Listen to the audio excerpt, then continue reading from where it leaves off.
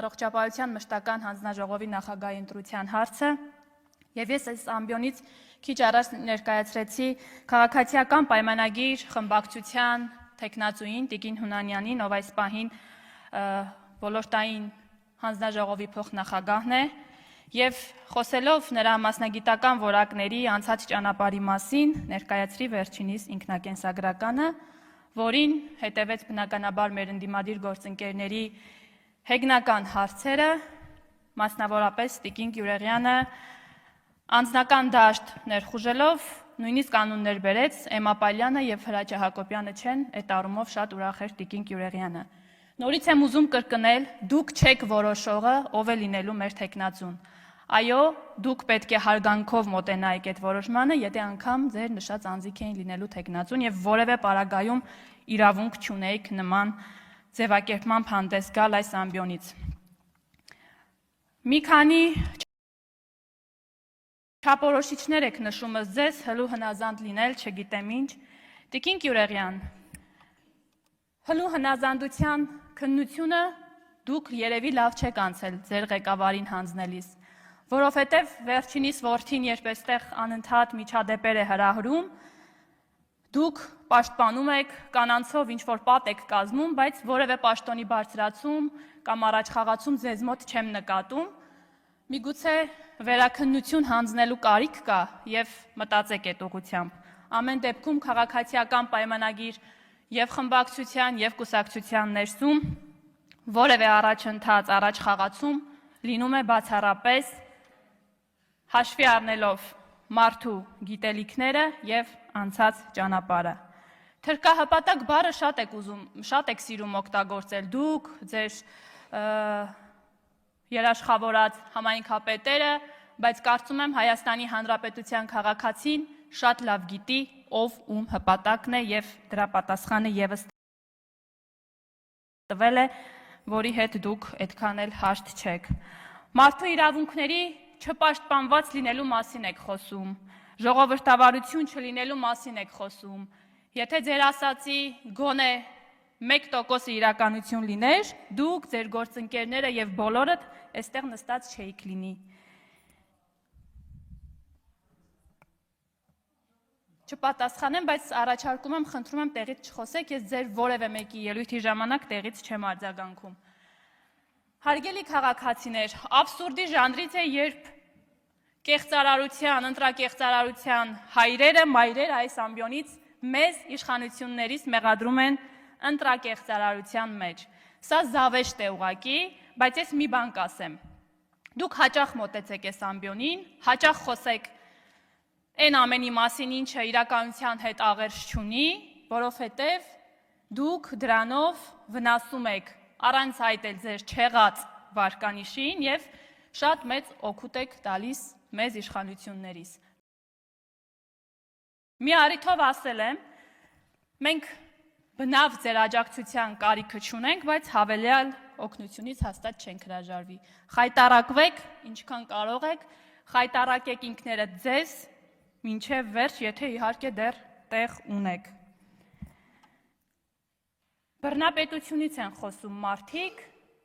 որոնց քաղաքական առաջնորդի որդու ելույթը տպավորություն է, մի 5-6 օր բեմադրում են, դերեր են բաշխում, ով ինչ դիրքով պիտի պաշտպանի վերջինիս որդուն, այստեղ խոսում են բռնապետությունից։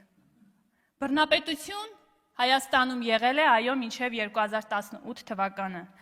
Բռնապետերը ձեր քաղաքական թիմի առաջնորդներն են, ովքեր մարտի 1 եւ հոկտեմբերի 7 գրվածք ունեն դաջված իրենց ճակատին ու դա չի ջնջվելու երբեք։ Միեդի վերջերս կայացրած որոշումն էլ վկա։ Ինչ ասեմ, իրականում ասելիքը շատ է, ձեր ամեն խոսքը պատրաստվում էր սպանել ոչ միայն վարչապետ Նիկոլ Փաշինյանին, ոչ միայն ազգային ժողովի նախագահ Ալեն Սիմոնյանին կամ արտաքին գործերի նախարար Արարատ Միրզոյանին, այլ սիրելի քաղաքացիներ, նաև ձեզանից մի քանիսին։ Այո, նրանք պատրաստվում էին այրել մեքենաներ, մի քանիսին գյուլել պատերի տակ, իմիջայլոց այստեղ իրենք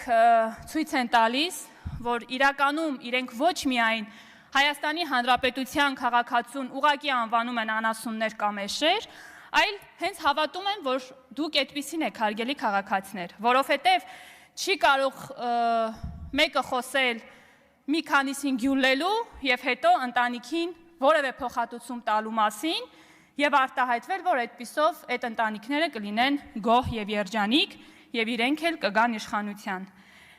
Ես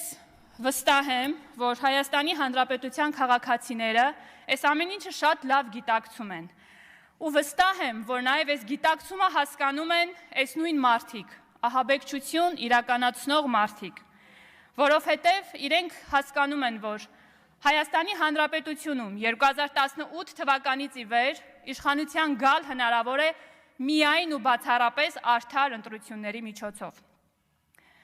Իսկ Հայաստանի Հանրապետության քաղաքացին վաղուց իրենց քաղաքական աղբանոցն է նետել եւ իրենք քաջ գիտակցում են, որ միակ տարբերակը, որ կարող են գալ իշխանության, դա ահաբեկչությունն է, որը ի պատիվ եւ ի շնորհիվ Հայաստանի Հանրապետության իրավապահ համակարգի բնում խեղդվեց այդ ձեր օպերացիան։ Շնորհակալություն եմ հայտնում առիթից օգտվելով եւս մեկ անգամ մեր իրավապահ համակարգին։ Հարգելի քաղաքացիներ, այս սրբապիղծ ահաբեկչական ծրագիրը ղեկավարում էր Տավուշից Երևան գալու ճանապարհին գառնուկներ գրկող, երեխաներին համբուրող եւ Աստծո անունից հանդես եկող, բայց միևնույն ժամանակ սատանայի հետ գործարք կնքած Վազգեն Գալստանյանը։ Սրանք խոսում են եկեղեցու անունից, խոսում են, որ այսօր քաղաքացիական պայմանագիր կուսակցությունը, խմբակցությունը, իշխանությունը դուրս է եկել հայոց եկեղեցու դեմ։ Այսօրվա իշխանությունը, հարգելի քաղաքացիներ, փորձ է անում եւ ամեն ինչ անելու է, որպիսի Սուրբ եկեղեցին ահաբեկիչների ворջ սարքած անձանցից ազատի եւ իրականում վերադարձնի այն մարդկանց, ովքեր կրում են հոգեվոր արժեքներ։ Բանից պարզվում է մեր հայոց եկեղեցու պատերի ներսում այսքան ժամանակ ահաբեկիչներ են բուծվել ընդամենը եւ սրբապղծություններ տեղի ունեցել։ Մեկն էլ Շիրակի մարզում կար եկեղեցականի սքեմով ու անընդհատ խոսում էր ռազմական հեղաշրջումից, բայց հենց փաստերի հայտ եկան եւ որոշեցին, որ իր հետևից են գնալու իրավապահ համակարգը,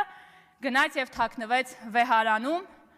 եւ դրանից հետո սկսվեց ամպագորգոր հայտարարություններ, թե վեհարանը սուրբ վայր է եւ այդտեղ որևէ գործողություն իրականացնել չի կարելի։ Լուրջ եք ասում, բա ձեզ կարելի է սրբապիղծ եւ ահասար սուրբ ծրագրեր մշակել եւ իրականացնել։ Ես գիտեմ, որ ձեզ մոտ միայն դա է լավ ստացվում։ Եվ երբ այս բացահայտումները տեղի ունեցան, սրանցից ոմանք հայտարարեցին, որ այդ ձայնագրությունները, այդ հրապարակումները արհեստական բանականությամբ ստեղծված ինչ-որ հրապարակումներ ու ձայնագրություններ են, բայց ես ուզում եմ ձեզ շնորհավորել, դուք այս հարցում անգամ արհեստական բանականությանն եք կարողանում հաղթել եւ անգերազանց